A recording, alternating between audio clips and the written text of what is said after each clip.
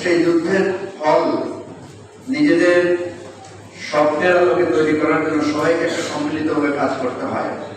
যারা স্বজন হারিয়েছেন, যারা আজকে অঙ্গ হারিয়েছেন, অন্ধ হয়ে গেছেন প্রায় 400 জনের মতো মানুষ, প্রায় 20,000 লোক এখন হাসপাতালের বেডে বা বাসায় বসে কাটাচ্ছেন, আর প্রায় 650-700 আমাদের ভাই বোনদেরকে আমরা হারিয়েছি। কিন্তু এটা ব্যর্থ হয়ে যাবে যদি আমাদের স্বপ্ন আমরা পূরণ করতে না পারি। এখন আমাদের প্রত্যাশা মৌলিকভাবে তিনটি।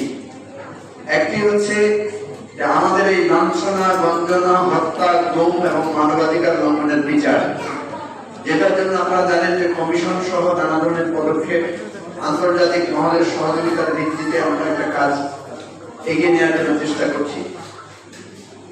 2 নম্বর গুরুত্বপূর্ণ দিক হচ্ছে দেশটা যেভাবে ভেঙে পড়েছে, এটাকে একটা সুন্দরভাবে গুছিয়ে একটা সুশাসনের জায়গায় আমাদের প্রতিনিয়ত আমরা যেই নিরাপত্তাহীনতা এবং আমাদের দৈনন্দিন জীবনের যেই সমস্যা, সেটাকে একটা স্থিতিশীল জায়গায় নিয়ে আসা। আর তৃতীয় যেটা হচ্ছে যে এই প্রয়োজনীয় সংস্কারগুলো শেষ করে একটা সুন্দর, সুষ্ঠু, গ্রহণযোগ্য, অংশগ্রহণমূলক নির্বাচনের মাধ্যমে একটা গণতান্ত্রিক সরকার বা রাষ্ট্র বা যারা যারা নির্বাচিত হবে তাদের কাছে ক্ষমতা হস্তান্তর করা।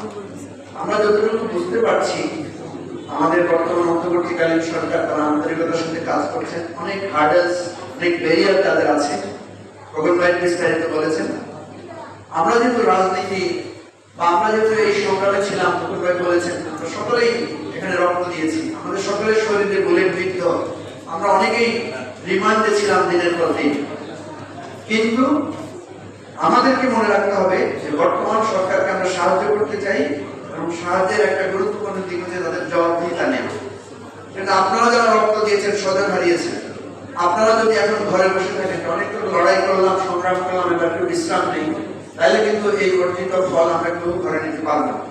আমাদেরকে আরো অন্তত 2 বছর রাজপথে থাকতে হবে, আমাদেরকে কথা বলতে হবে, আমরা যে স্বপ্নটা চাই সেই স্বপ্নটার কথা শোনাতে হবে যারা দায়িত্বে আছেন।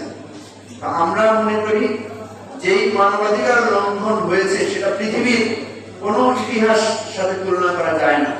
আমাদেরকে এই জায়গাটায় সবাই সম্মিলিতভাবে কাজ করব এবং আমরা আশাবাদী যে আমরা সবাই যদি একতাবদ্ধ থাকি তাহলে অবশ্যই গণতন্ত্র, মানবাধিকার এবং সুশাসনের জায়গাটায় আমরা যথেষ্ট অগ্রগতি সাধন করতে পারবো।